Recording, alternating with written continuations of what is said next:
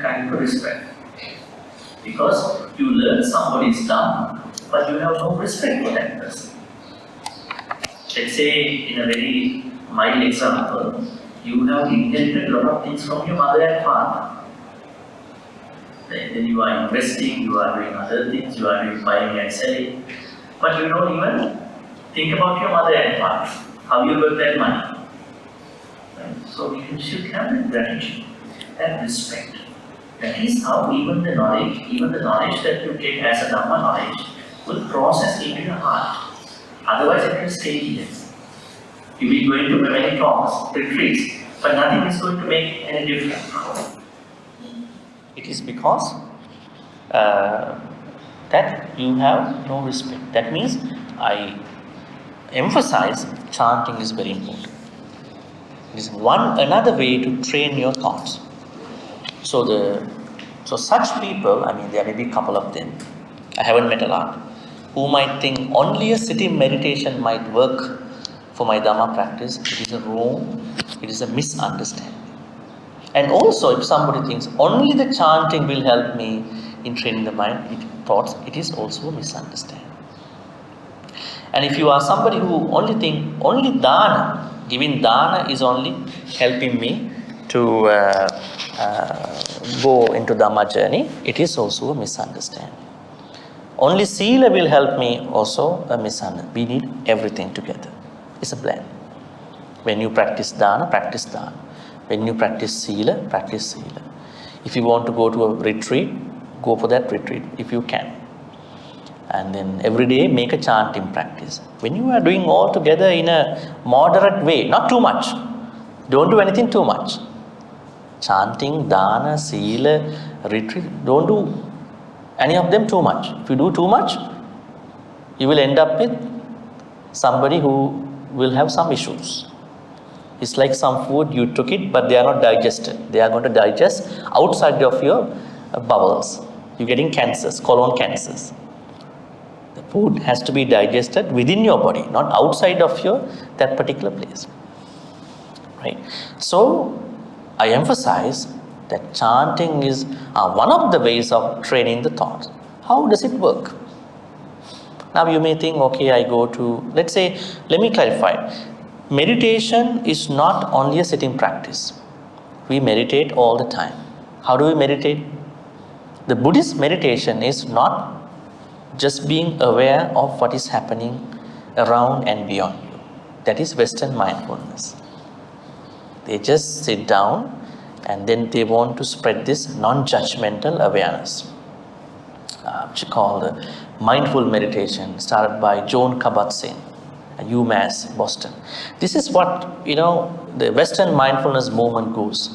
But here, in the Satipatthana Suttas, Buddha says, it is a multifaceted practice. Whenever you talk, you know what you talk. Before talk, during the talk, after talk. When you eat, you know. When you even don't talk, you are silent.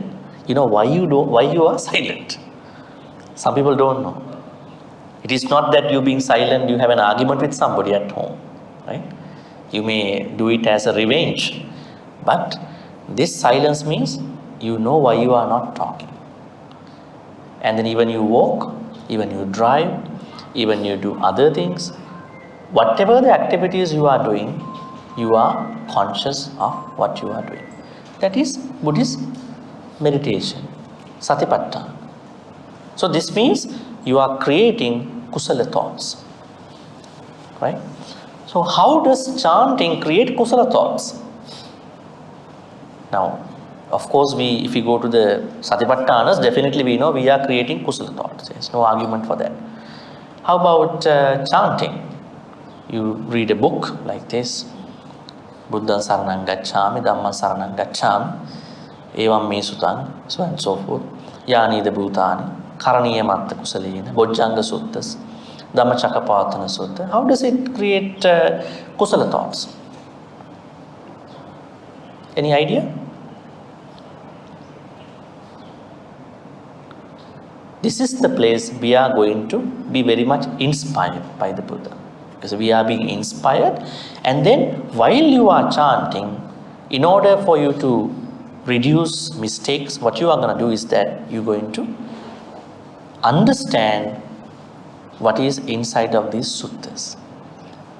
It is not just a scanning of the suttas. Some people, they just recite Karaniya Matta Kusalini Antan Santam Padang. They don't know what is inside. Right? So that means while you are chanting, you should be able to at least to get a sense of what you are chanting. That is more beneficial. That is where you are going to create more kusalas. Somebody might say, no, I'm happy, I don't want to check the meaning, I can't read the meaning, I just simply be happy, I respect the Buddha Dhamma Sangha. Still you are creating good karma, but that is where you might be only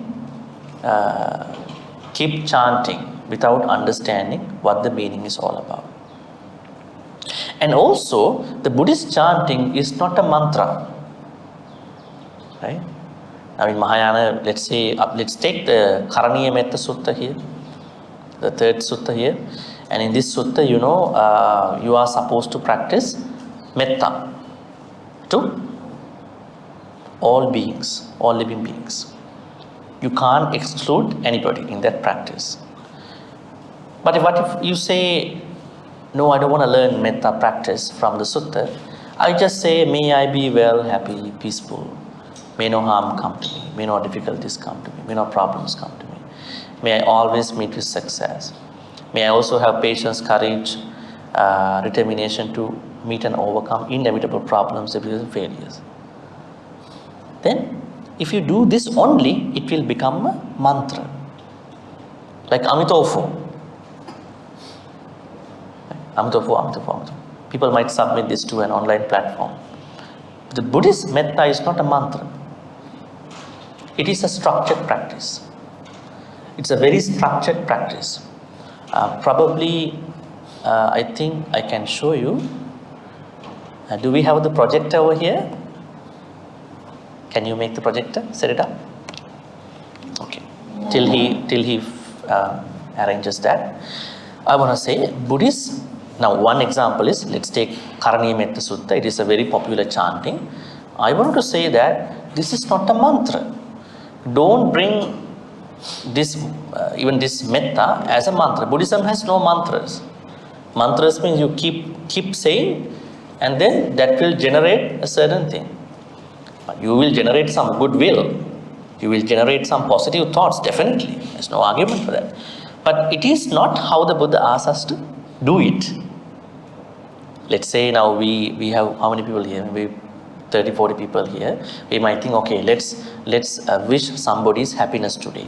Yes, definitely we are creating positive thought. It is good. We are doing that. Even you are a Christian, Muslim, you might do it. But it is not what the Buddha asks in the suttas, especially for the Metta Sutta. So one of the mistakes you may do is that you may take chanting as a mantra. It is a fundamental mistake. Okay, so one of the very fundamental mistakes about chanting is thinking chanting is a mantra. You don't have mantras, but you will get all the benefits if you chant the proper way. Now you take the Metta Sutta. Now if somebody merely chants Karaniya Matta Kusalini Antang Santam Padang Amisamicha Sakko Ujucha, so and so forth, that person initially may have devotion. You have lots of, maybe you have respect. But if you look at the sutta itself, you see the sutta talks about 15 skillful habits. Yeah, the sutta talks about 15 skillful habits. So if somebody does not read the meaning, can that person have any idea about this? There's no idea about it. Even if you see a translation, you don't see it. I call them as, if you want to practice metta, you should have practiced 15 skillful habits before that practice, because that is a preparation. You should be talented in your skillful practice. You should have moral uprightness. Suju means you should be honest. Suvacho means you should be open to Kalyana Mitta's advice. Mudu means you should be soft-hearted whenever necessary, not all the time. Whenever necessary. You should be anatimani, humble. You should be content, santussako. You should be easily supportable, not a person who does not complain a lot. Appakicho, you should create time for whatever the things you need in your life, spiritual life. You should have a light life, simple life, sallahuka buddhi. Your senses should be better calmed enough. You should be able to rise to an occasion whenever necessary. That means you know where, what time do you need to rise to a certain situation. Appagabbo means you should be non-aggressive. Kulesu ananugiddo, you should not be too much greedy for other people and things. Nachakuddang samachari kinchiyena vinyo paripod, you should not be blamed, criticized by the wise people. Now, where do we find these skillful habits? See the third line of the first stanza: Sakko, Uju, Suju, Suacho, Mudu, Anatimani, Santussako, Subaro, Appakicho, Sallahukabutti, Santindriyo, Nipako, Appagappo, Kuleswan, and then this whole two lines: Nachakoddan Samachari, Kinchi, Navinyo, Paripo. This is the 15th one. This one. Up until the third stanza of this sutta, the sutta talks about how to become a person who has 15 skillful habits. That means you need these 5 to practice metta. Then your skillful practice, metta practice, has to go this way. You should be concerned about the strength and size of the beings for whom you are going to practice metta to. Does size matter to us in this practice? Size and the strength. Have you ever thought that the size and the size matter, does strength matter to our metta practice, loving kindness practice? You may have never thought about it. What size? What size? Size means size of the beings. Size of the beings. Huh? It doesn't matter. Yeah, we normally say small or expanding. Huh? Let's see what the Buddha says. Verse number 4. Go to verse number 4. 1, 2, 3, 4. Yekechipana bhutatvi, if there are any being, tasava tavarava. Tasa means, tasa here means anybody who are terrified. Tavarava means not positioned very well. Anavasesa.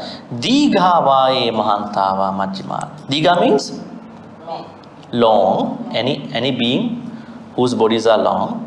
Mahanta, any being whose bodies are large. Majjima means middle size. Rasakanugatula, that means short and small. Why Buddha asks us to think about these manifestations? Why is it? Now you said size of the body does not, maybe not matter. Why is it? Then you understand who is your audience for the metta. Right? Now I'm going to bring up this very famous story I normally share with my Dhamma audience. Cobra and the monk, metta monk. There was one monk who has been practicing metta since morning till the evening. Other monks are very curious about him because he said he practices metta since the morning. Don't talk to me. I'm practicing metta. Too much into metta now, since the morning, leaving the dana time. But one day after a long time, he was bitten by a snake. He passed away. Then all the monks reported this to the Buddha. That particular monk who self-claims that he is practicing metta was bitten by a snake, cobra. He passed away. How come? Metta. The Buddha said, yes, he practiced metta, but he did not practice metta to 4 types of snakes. Unfortunately, the snake he was stung was that kind of a snake. What does it mean? The snake did not feel his metta. He generally practiced meditation, metta. May all beings in the east side, west side, north, south, who are they? Do we know who are they? Who are in the west? Who are in the south? Who are in the northwest? Who are in the northeast? No idea. Right? That means, when you practice metta, you should have a sense, at least a sense, that which beings are next to me, near me. Let's say you are in a place where a lot of wild elephants are living. Okay, wild elephants are out there. So I may practice this metta to them, wild elephants. You are in a place where there are a lot of other animals, maybe snakes, maybe other animals, then you particularly understand your surroundings. Is it good to know our surroundings sometimes? It is good. Our neighbors also, right? Even our other people. Then that is why he was bitten by that snake. Because in his metta practice, this particular snake family was not addressed. That means if you still complain to us, complain to anybody, I have lots of problem in my family household, that means you're that particular bad person was not adequately given the metta. You haven't done enough metta to that person. You do it for many other people outside without understanding who they are, but those people in the household were not felt your metta. This is one thing to think about. That means size of the beings matter. It means that to practice metta, it has to be an object, a target. Yeah, in the first place. Then why can you cover? Well, this is a specific incident. That means your metta practice initially has to have an audience. Because if you don't know the audience, you do something good, especially you will do things like dana or whatever the things. But for metta, you should do it by understanding your audience. Let's say you do it in the first place. Later on you say, may all living beings well and happy. Then you come to the point you don't know who they are at that point. Maybe aliens too. Right? But in the first place, you have to think about who is the audience, who is there with me, who is always talking to me, who has bad reactions to me, who has issues with me. That is where the metta practice goes. Now you understand the size of the beings and the strength. Some beings are very strong. That matters. One thing that means, means that we go specific first, then general. Is that what you say? Yeah. More to the specifics. Yeah. Then other manifestations, verse number 5. Visibility, distance, rebirth seeking. Let's go to the verse number 5. This one. Ditta vaeva ditta echa dure vasanti avidure bhutava sambhavesiva sabbe satta bhavanti. Ditta means any being you can see. That means definitely what you can see now in your household, outside of your house, garden, outside of your house, maybe your city, maybe your area. Although otherwise you can't see them. Then aditta means beings you can't see them. Now let's say that you may say that I see some giraffe in a park in Kenya, I want to practice metta to them, but they are far away. You do it, but they are not the animals you are working with in your household. Especially you have to be specific for them in the first place. Then vasanti dure means distance and avidure means near, and the rest. Even sambhavesi means any beings who are going to be beings. So specifics matter in your metta practice. Now I'm going to go back to chanting. If you don't know these things, if you simply say, may I be well, happy, and may all and all that, how can that give you the optimal results of your metta practice? Unless you are not attacked by anybody, right? If somebody is attacking you too much, maybe that person was not felt enough metta from you. Right? Sometimes you think you are a very good person, but people are attacking you since the morning till the evening. Why is it? You haven't been able to practice enough metta to that person. Right? So that is something to think about. Now let's go back to our chanting thing. I wanted to tell you that chanting is not a mere prayer. It is something going beyond. But if you ask me, let's say if I get scared, if I am stressed out, if I am depressed, what can I do? How do I have a good mind to read these suttas? Of course, you won't have a good mind. At that point, I will bring up another sutta, Dajagga Sutta. Right? This Dajagga Sutta is very important. Why is it? Why Dajagga Sutta is very important? This sutta talks about what the Buddha told Devas to do when they were scared. It is very usual that Sura, Asura, Devas and Asuras were in fight. Why is it? They were always fighting. Because these Asuras were in the Deva world before. They were chased out by the Devas. So they were fighting. Most of the time, Asuras win the game. They win over the Deva. Devas, they are chased out from other places too. So, then the Devas approached the Buddha, told the Buddha, Bhante, we are very scared because the Asuras have become more powerful lately. So, we are very scared. What can we do? Now, you are looking for the Devas when you are scared. Now, Devas have become very scared now. Interesting, huh?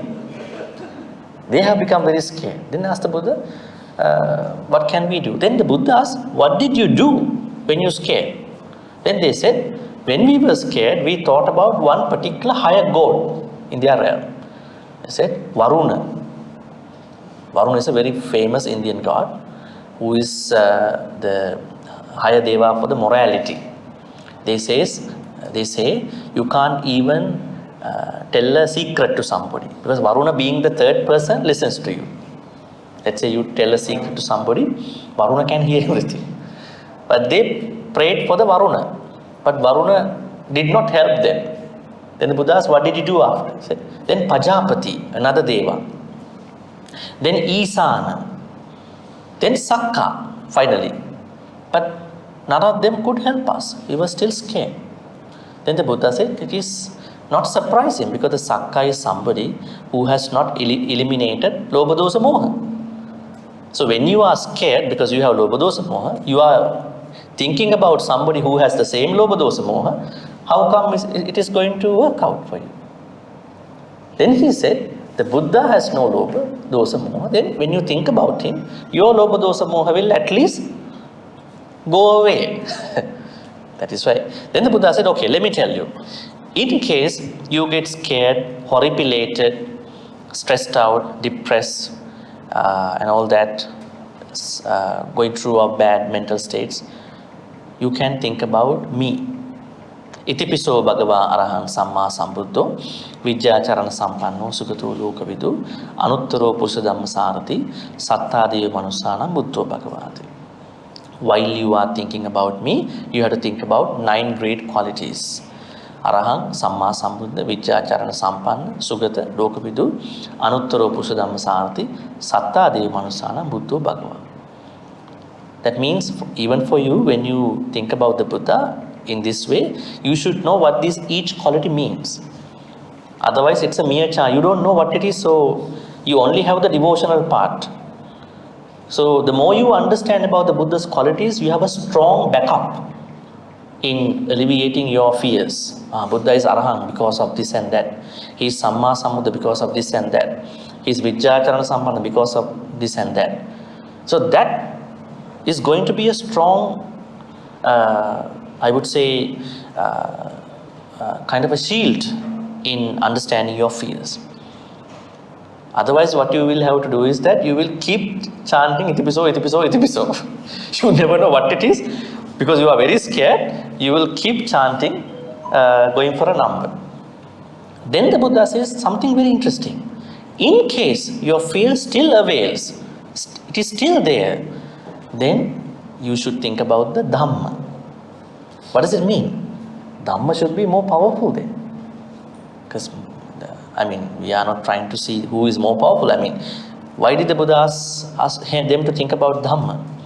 Swakhato Sanditthiko, Akaliko, Ehipassiko, Opanayiko, Pachattang Veditabbo, Vinyohiti. 6 qualities. Think about the Dhamma.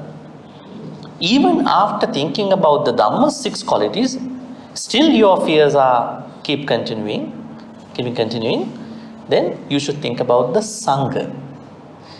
Here it is said, Noche Dhammang Sareyata Niya Nikang Sudesitang Ata Sangang Sareyata. In case after thinking about Dhamma doesn't work, Ata Sangang Sareyata, you can think about the Sangha. Loka Jettang Narasama. Supatipanno, Ujupatipanno, Nyayapatipanno, Samijipatipanno, so and so forth. There are 9. Then your fears should be definitely, taken care by this remembrance of the Sangha. Buddha first approaches the Buddha, second Dhamma, Sangha. Let's say you are meeting with a very dangerous situation, you can think. But Buddha never said that these should be considered as mantras. Have you ever heard people saying mantras and saying you should understand the meaning of mantra? I don't think they say like that. You don't need to understand mantra. Mantra is mantra. It's a Sanskrit based thing, right? Now there are lots of mantra type chanting have been coming to our chanting book at the end. Lot of chanting about chanting for the rain, chanting to see how the water's bubbling. Chalanandana parit. When you chant, then you will see rain. At the end of the chanting book, you see some of the suttas, they have been added very lately because of the hybrid nature of the Mahayana Theravada mixture. I'm not saying they are bad, they are not good, whatever the good thing should be working for you. But I'm telling you how they were added as a mantra. But suttas are not mantras. That is one misunderstanding, it's a mistake. We have to dispel. Sutras are not mantras. Second, language matters in a certain way. Because if you say it's okay just to chant by mistaking, then my question is, then why you are basing your Dhamma journey on a Tipitaka, textbooks? Then textbooks may carry wrong things too, right? So you may need to learn at least the basics. Third thing is, as our topic talks about, can you chant or pray wrongly? It depends. Let's say you are very devotional, but maybe you are not chanting by understanding the sutta text. One good example is Metta Sutta. If any one of you have been chanting, let's take this sutta, Metta Sutta, without understanding what the sutta says, you won't be able to get the full benefits of that practice because you don't know what it is. In another very example, I would say, if I speak Sinhala language, I say, okay, I'm going to do a blessing for you. And you think, okay, the Bhante is talking in his language. Maybe he's saying something good. But if I say in your own language, maybe in English, then you understand what I'm saying. At the same time, you have so much respect to that. So that means you may chant wrongly if you don't understand what you chant. It is very important, at the very least, to understand what is the basics of that sutta. So you will create more good karmas, at the same time create more kusala thoughts. Because every time you know, okay, next time, Sakko, spiritually talented, then you understand, this is what it says. Uju, morally upright. What is morally upright? That means when we consider about the virtues of other people, let's say you have a friend who, not a friend, maybe you know somebody who makes mistakes all the time. You may be very vocal about it. This person is always making mistakes. But when the same mistake is done by somebody who is close to you, are you similarly vocal about it? Not that fast, maybe not that fast, because that moral mind is not upright. it is kind of shaky, you know, right? That means we should be able to see any good of anybody. Let's say if you have an enemy, you're not supposed to have enemies in Buddhism. Huh? Let's say you dislike somebody, but that person does a good thing. We should be able to take it as good, not because of the person, but because you see the action. And you see a wrong thing, a mistake from a good person, you should consider. You might not tell it to that person, make a big problem, see, but you still consider this is a problem. Then you are straightening your morality. That is uju. Suju means honesty. Now when you say this, sakko, uju, chasu, you think about this aspect. So your chanting works much better. On one side you are devotional, on one side your Dhamma knowledge increases. You are creating more kusalas. So the two practices work on two sides, and finally creating answers to your prayers. Some people might say, I've been chanting every day for many years, but my chanting, my prayers are not answered by anybody. How do they answer your prayers? Because they don't know what you chant. Right? Like the Devas in the Ratana Sutta, right? Right? What happened in Ratana Sutta? Yani the bhutani samagatani bummani vaya nivantaliki. Yes. Questions. What if we really don't know the meaning of the sutta, but we are chanting? Is there any benefit? Yeah, still have benefits. But you are not creating the full benefit. Some benefits. Because you have respect. You have happiness for that. You may relieve yourself, but you are not getting the full benefits.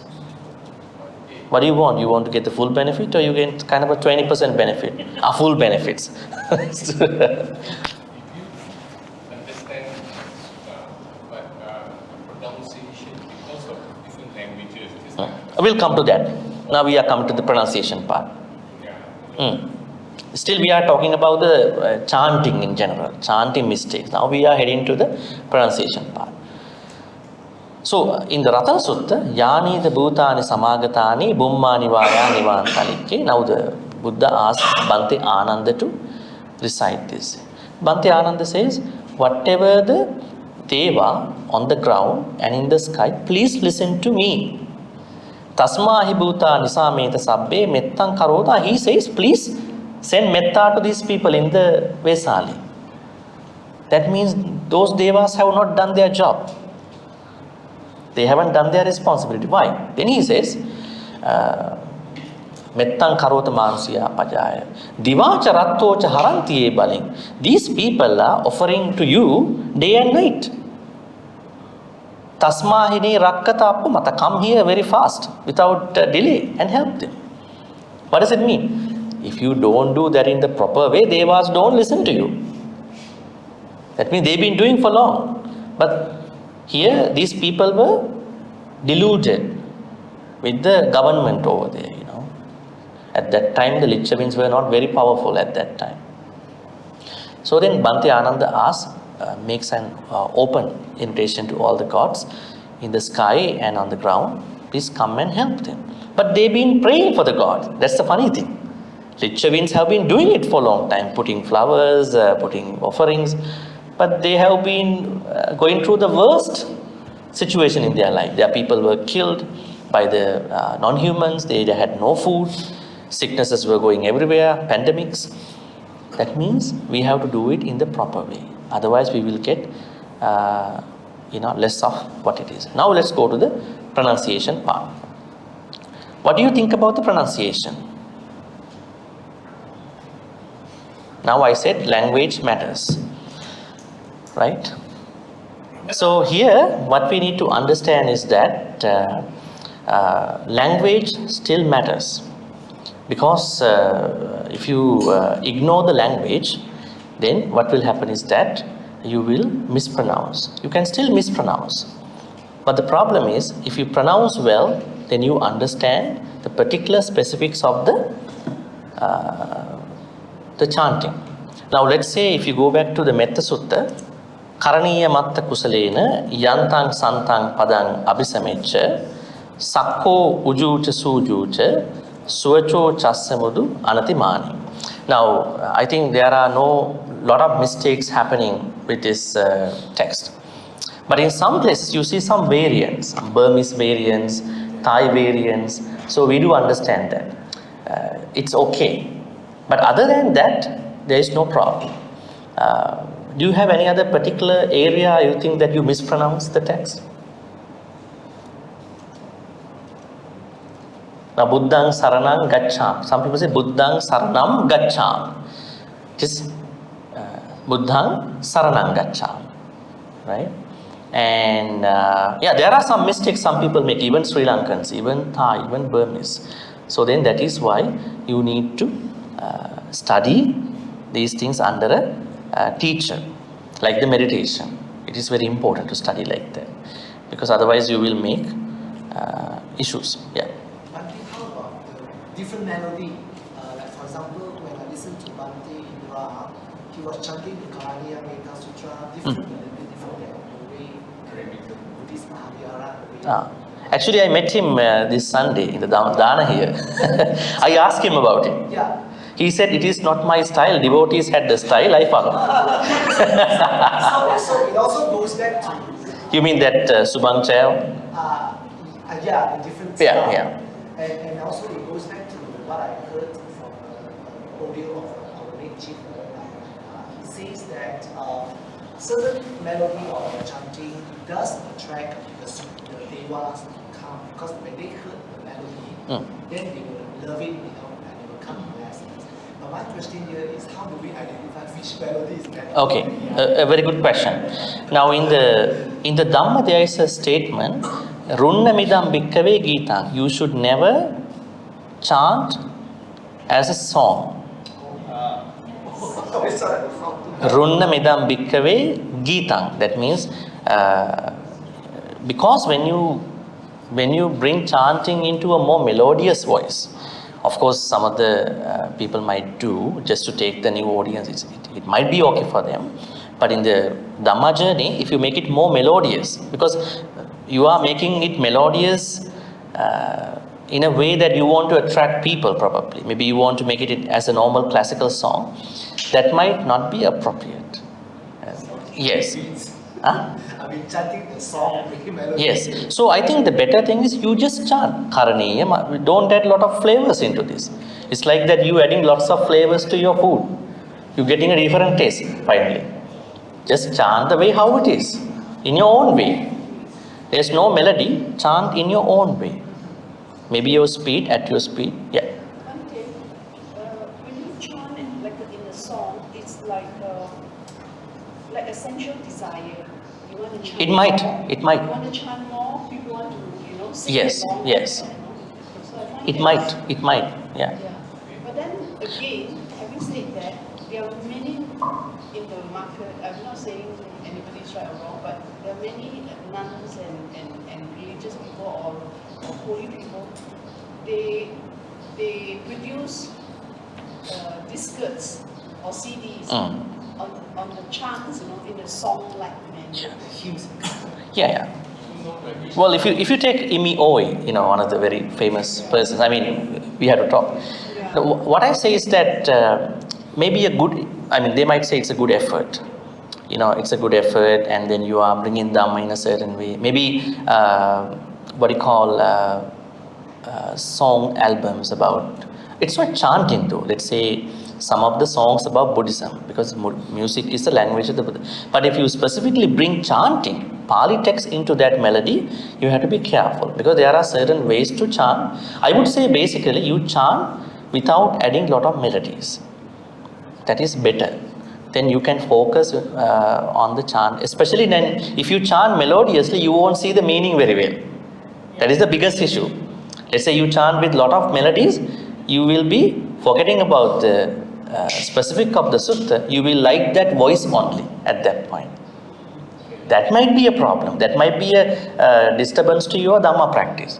Because I told you, chanting is very important. It will give you all benefits, as you asked, only when you pronounce properly as much as you can, and then you know more about the context. These two things will be in danger if you are adding lots of melodies. I think that's the motivational point. Huh? That could, yes, that might, yes. But I'm not condemning anybody's effort to do it in whatever the format. Maybe young people might like it. It's okay. But if you are very serious about your Dhamma practice, yes, we will think that way. Yes. Yeah, I want to add to this, this chanting with these people. The Christian hymn and all those kind of things, right? Sometimes people feel like by articulating in a rhythmic form, right? So it's become memory. So because when you chant, right, or what you have to see the book, it is rhythmic, so it automatically trigger the thing. So even you're not around, it become you systemize it. So it's one way of actually memorizing it in a rhythmic manner without reading the text, that kind of thing. Because when you chant, like the text is fine, but sometimes without text, how you chant, is it? But as you remember, reading automatically kind of trigger that one sentence suddenly. You mean like when you chant by looking at a book? Yeah, you see, or a text? If you chant, like you need a text, right, to read it thoroughly.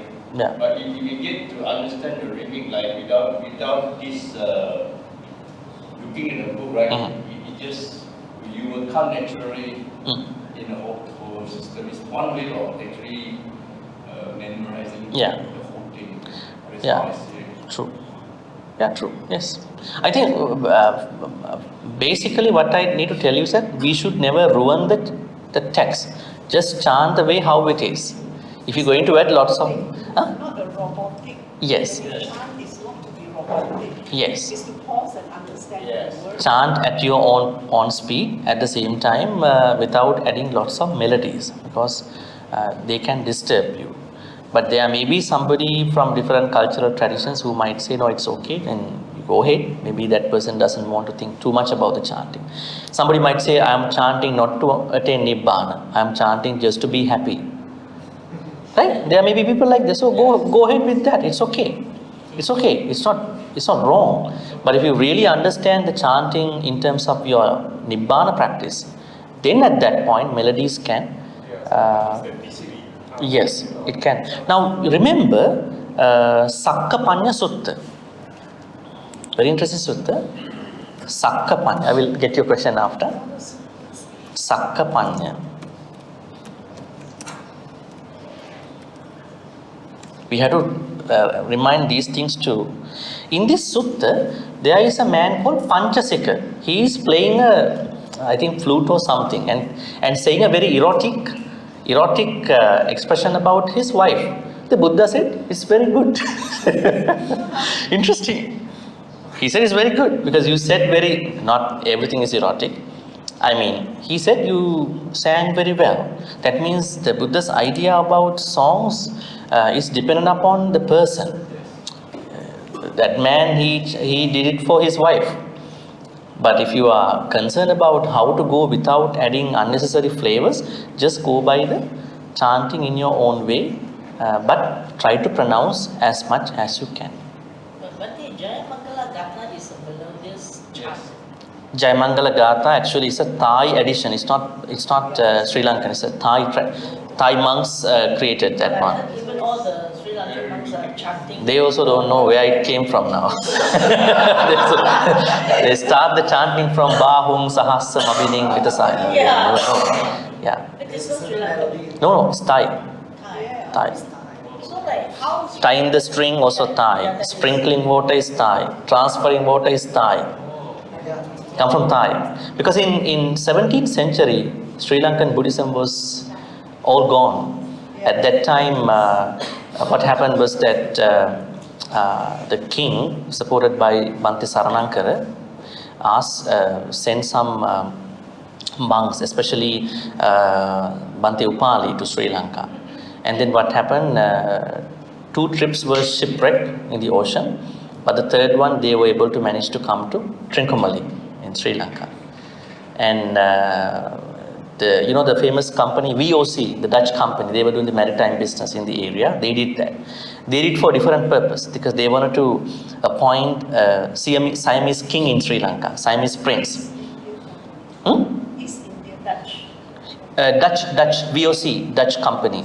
They were doing all the maritime thing. So the thing here is that Thai Buddhism came to Sri Lanka. Now the Buddhism in Sri Lanka is not purely that Theravada Mahavihara one. It's a mixture of Thai and Sri Lankan one after 17. So That is my understanding. There is a science chapter in Sri Lanka. It is started like that. What's that?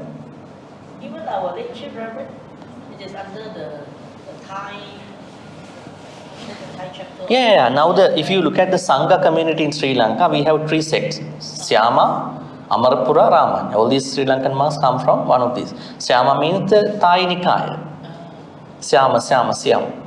Then Amarapura, Burma. Ramanya, Burma. Two cities in Burma. Now we don't. So I'm questioning that. Why don't you take from Mahavihara? Because Mahavihara is the oldest in Theravada world. Why you take from Thailand and Burma and those places? Anyways, it's a different story. I want to tell you, a lot of things in the Sri Lankan traditions, they are mostly coming from Thai tradition. There are some are good, but going back to Jayamangala Gatha, it's a Thai production. But even you can chant Jayamangala Gatha without that much of a melody. But if you doing things like that, those people, you may go for that thing too. But in order for our practice to go well, I think it is better to reduce adding lots of melodies, so then it is good, right? Like you sometimes add a lot of salt, sugar to make some taste, but that food is really good without adding a lot of such things, right? Maybe when you add all those things, you will get a different flavor, and you will get sick also one day. Yes, your question. Yeah, I'm pretty new to chanting. I think, correct my understanding, but it's all to do with intent, and chanting is really a technology for an intent, isn't it? And with prayer, it's really what I understand of prayer is that you are asking for something. Right? Literal sense. Sorry? Literal sense of prayer is that. Yes. But I think most Buddhists take it differently. Okay, so Yeah. I'm just trying to clarify my understanding. So chanting is that technology to fulfill that prayer, is that right? So underlying it is the intent, correct? So if I do it this way, that my intent is really quite clear, that let's say I want to send metta to a certain person, that intent prevails, isn't it? It's overriding, compared to, and the way you actually chant it. So in terms of also chanting, do you actually do it aloud, or do you actually just chant, as a prescribed Text. Yeah. So how does it work, and what's your If your intention is good, why do you use a Pali text? If your intention is good, why do you use a Pali text and saying that it is okay to make mistakes in that text? It is okay not to chant or pray properly or improperly.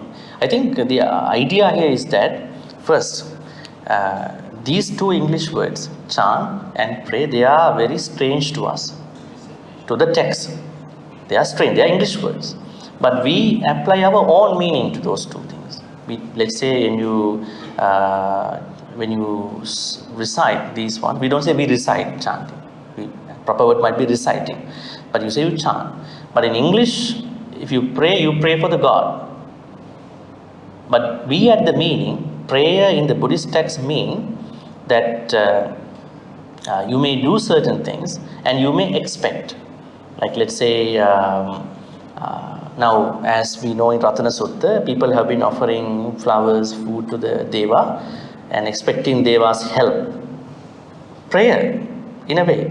But we don't pray from the Buddha, but we may pray from, some Buddhist people may pray from the Deva for support, right? It can happen, but prayer to the Buddha is not encouraged, because Buddha cannot do anything. Buddha only did his, Dhamma journey, and he asked us to practice it.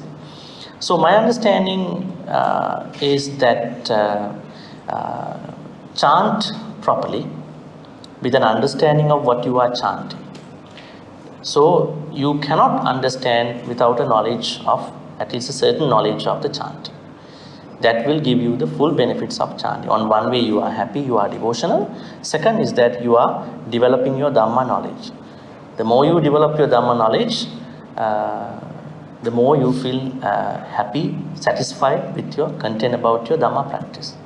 That is how we are going to look at about this subject. So, if I actually understand it, it starts with intent, and then there's that chanting which actually helps you optimize that intent, correct? Yes, yes. Chanting really helps us to practice our kusala practice, because it is from the context of the chanting. Yeah, because that's why you don't simply chant. You have to learn what it is. If you chant Metta Sutta, you should know what the Metta Sutta talks about. Then on one side, you are developing your Dhamma practice. You are creating more kusala thoughts. Now today we learn about Metta Sutta. You have to understand who they are. How should I do it? You chanting, at the same time, something happening in your mind. So both things have to work simultaneously. They both work in tandem. If you only look at one side, that means your prayers will not be, they will go unnoticed, especially to those beings who can help you. The other question is, in terms of actually chanting, does it need to be allowed? I mean, you may chant, you may get all that pronunciation correctly and everything else, but does it need to be allowed? I don't think so. I said it is at your own speed, it is at your own, because some people's voices, their voice are too loud, some people are too soft. But when monks chant, they chant little louder, because they are chanting for other people. Now let's say I go to a hospital, I am not chanting like in a temple, because there are other religious people. It is not out of respect, we chant very slow. If I go to a restaurant, somebody brings me for dana, I say whatever the chanting, very soft. I respect that place, because I only want to chant for those two people, not to the whole restaurant. Right? So it depends. But there is no such thing that it has to be loud or it has to be very soft. I think basically you do it in your own way, because you are doing for yourself. Yeah. So it can be also done in silence. Better to read it, because if you are not that much, strong enough to understand this, better to read. Then you are able to pronounce the words actually. Yeah. Yes. Good morning, Bhante. I just want to ask you, regarding the chanting, like homage to Buddha, the 9 virtues of Buddha, 6 qualities of Dharma, Yeah. and then the 9 virtues of Sangha. If let's say we in the house chant in English, because for us to understand, we understand well, right? So we chant in English, but we do not chant in Pali. Is it okay, or shall we do vice versa? You mean what should we chant in Pali or English? I told you the English has issues. English has issues. There are a lot of translation issues. Let's say Arahang Samma Samputtu Vidyachara Sampanno. Now let's say Sugato. Sugato was translated by well gone. What is well gone? It is not well gone. Right?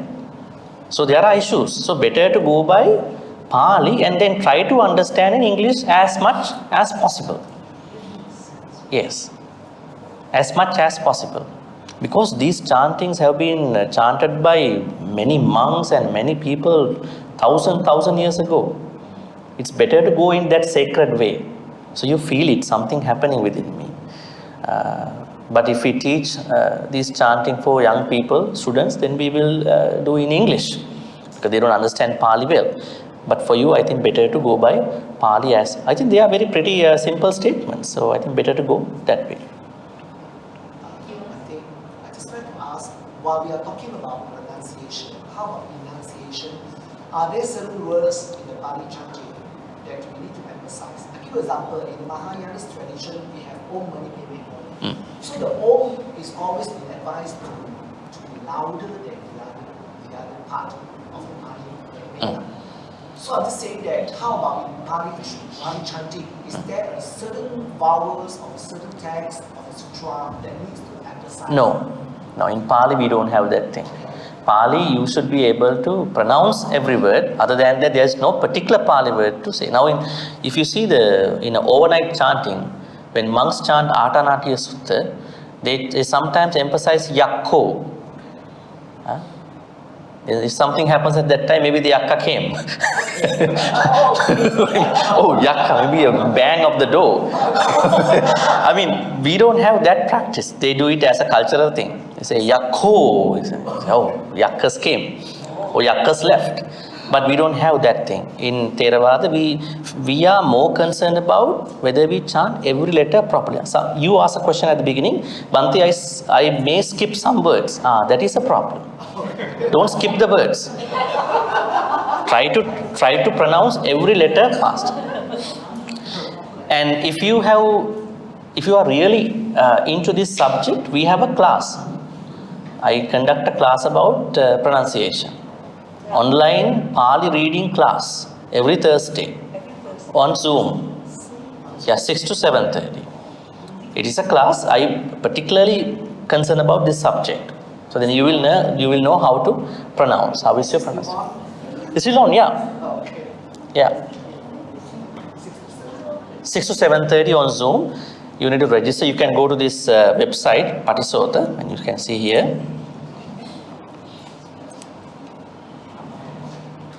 Yeah, here, see. Join a Pali reading class to familiarize yourself with the Pali language and gain the ability to better understand the chanting. And Dhamma text. Disclaimer, this is not a Pali grammar class. So I think this is not another Pali grammar class. Because in Pali grammar class you say, Manusso rukkhamha patati, man falls from the tree. This is only for the grammar. We learn about the chanting and required Pali in the chanting. Yeah.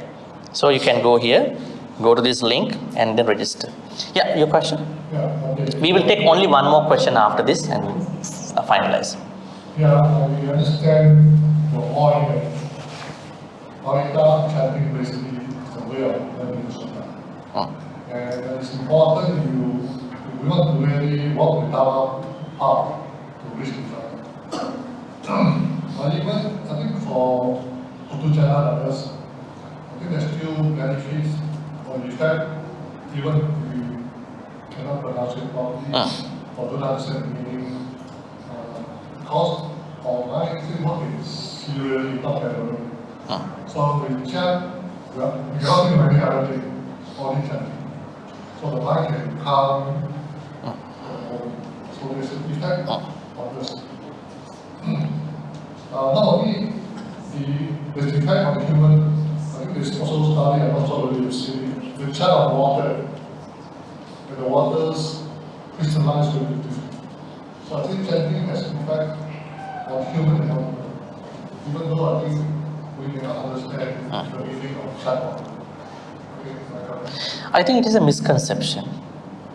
Now you may have not studied some Pali over the course of time. Now it may be too late for you, maybe to somebody. But what I am saying is that still you get benefits. Yes, you are right. You may be devotional. You think that because there is a misconception that learning Pali is very difficult.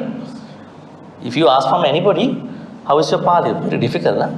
Yeah. This is a misconception because you haven't learned the required proper Pali and you have gone to Pali grammar classes. So I am breaking that thought here.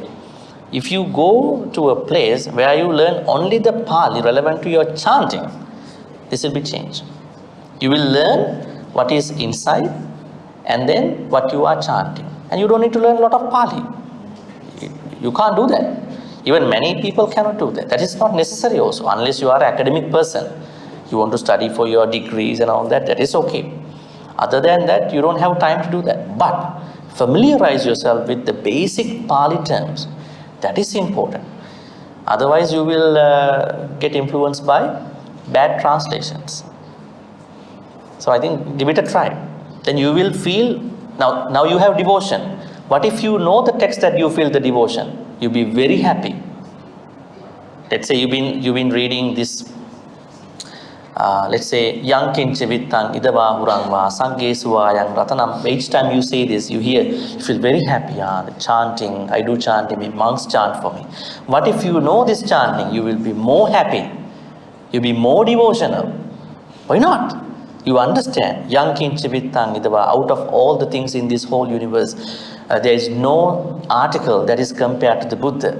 Then what will happen to you? You'll be happier. Your devotion goes up. You will know more Dhamma. That's why it is not just to say our chant, knowing the meaning. That is a misconception, not your one. Common, popular misconception that we have in Theravada. If you have one more question, I can answer and then I can wrap this up. One day, when your friends or somebody is sick, we would invite a monk and we will do the Bhujanga chanting, night after night. We are chanting, the monk is chanting, and the sick person is chanting, so sometimes when we can. What actually happens? Because some people say we're giving false hope to the patient. They believe that when they chant the Bhujanga, they will get well because the Buddha got well. Yeah? Some people say that when we chant the Bhujanga, the devas are helping him to get well. And there's another version that says that when we chant the Bhujanga, we get very spirited, we are very motivated, and we are hoping that the patient can get well.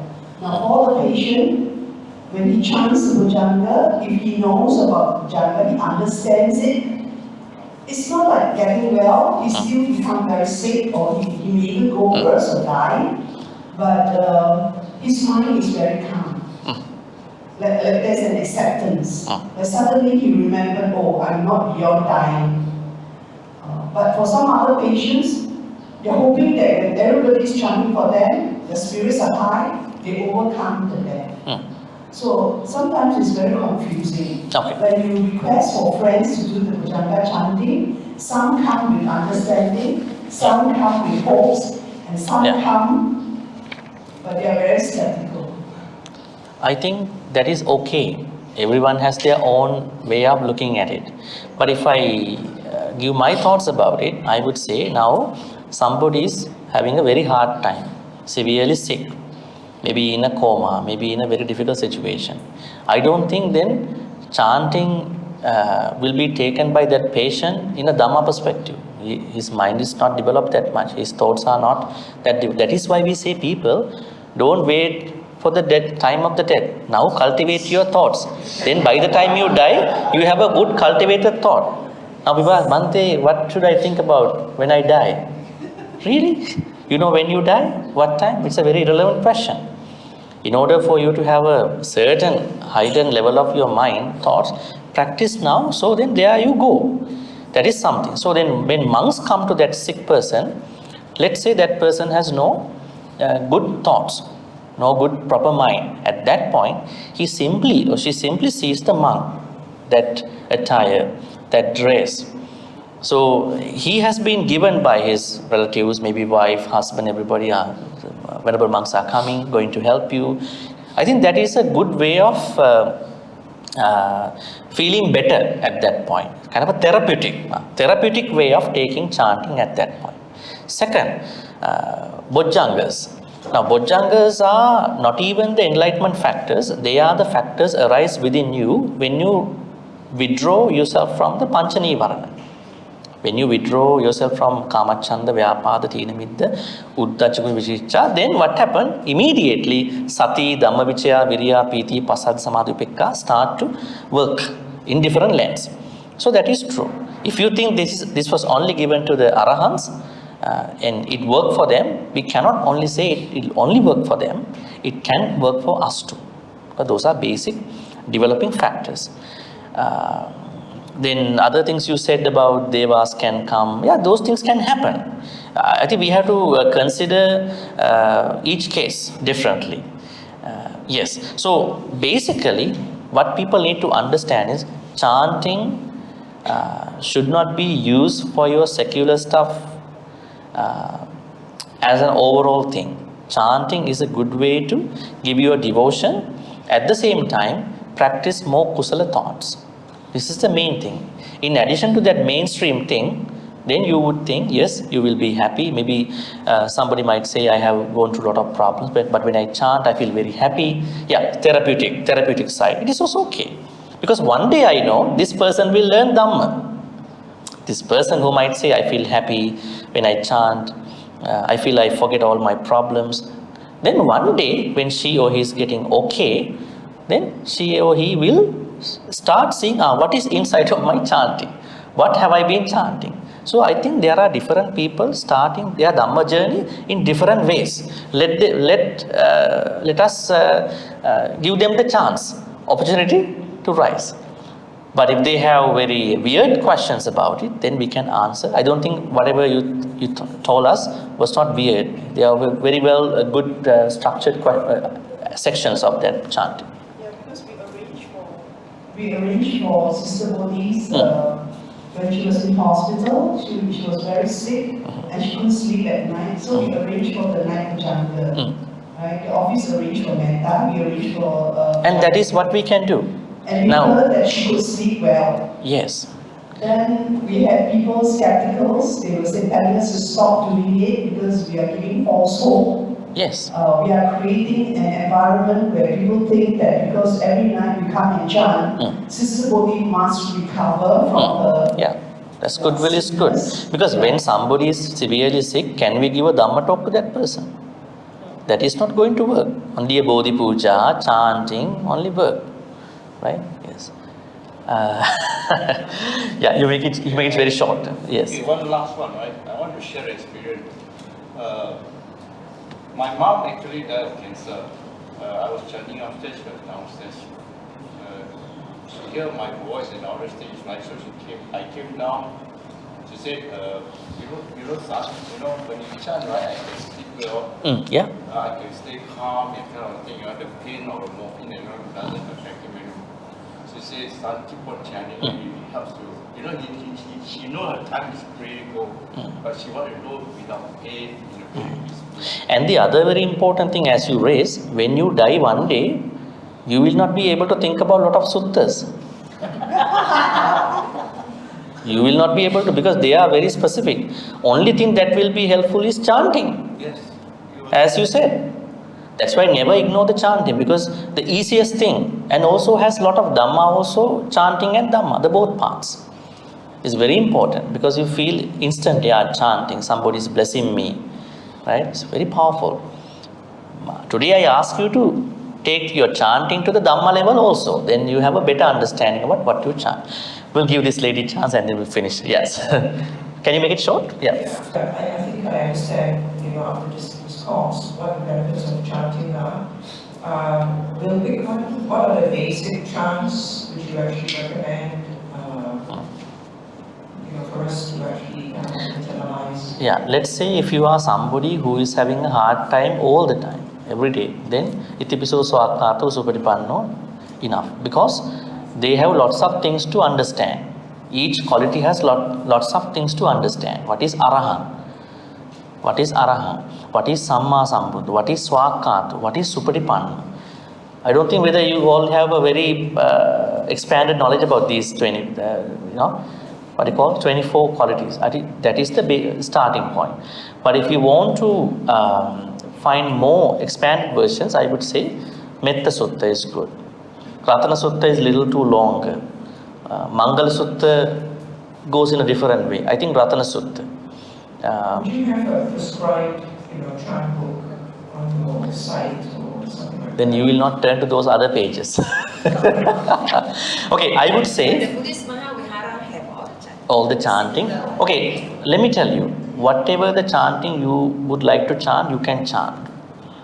You don't need to pick one. But if you ask me, I would simply say Itipiso Swakato Supatipanno. Yeah, and then the three main suttas, Mangala, Ratana, and Metta. You may also chant Dajagga Sutta and other suttas too if you want.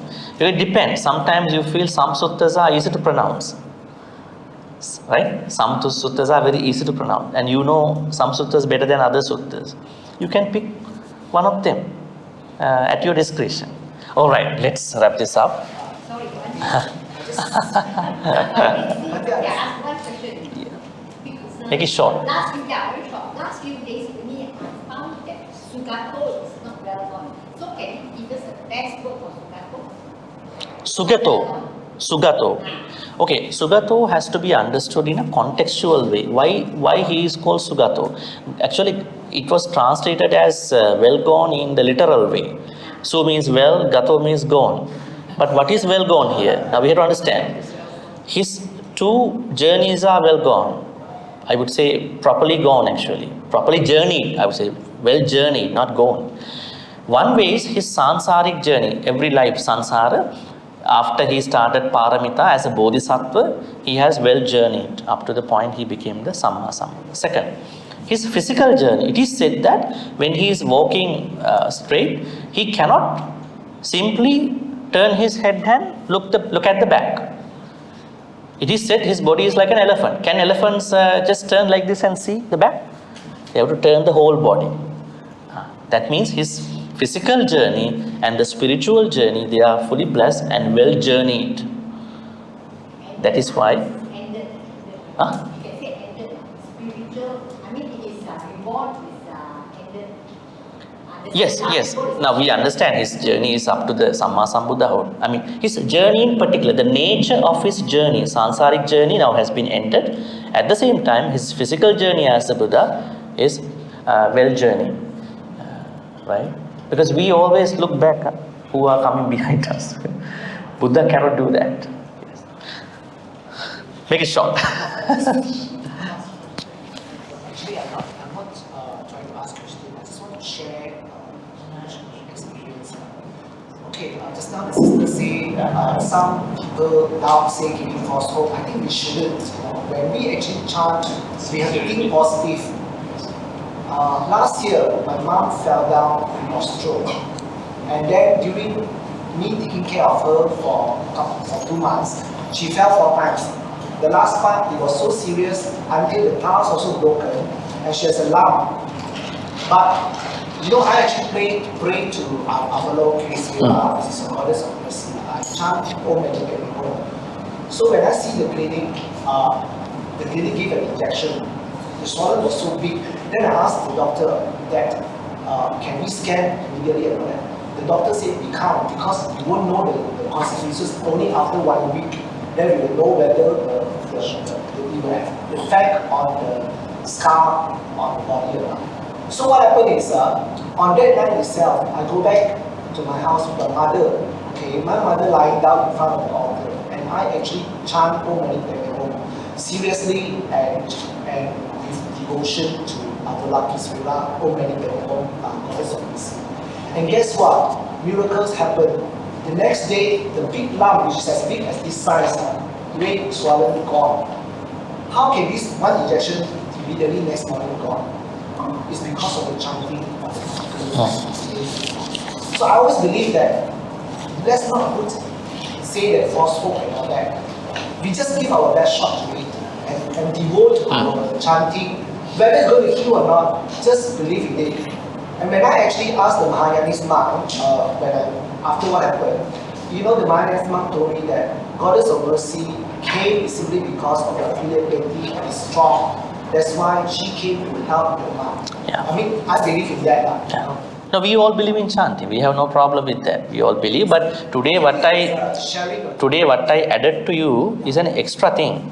When you chant, it is best to learn what is inside also, especially Theravada chanting, Pali text, so that you are journeying in your Dhamma journey too at the same time. That is the main thing we discussed today. We never discourage, ignore chanting. There are people who might do, but no.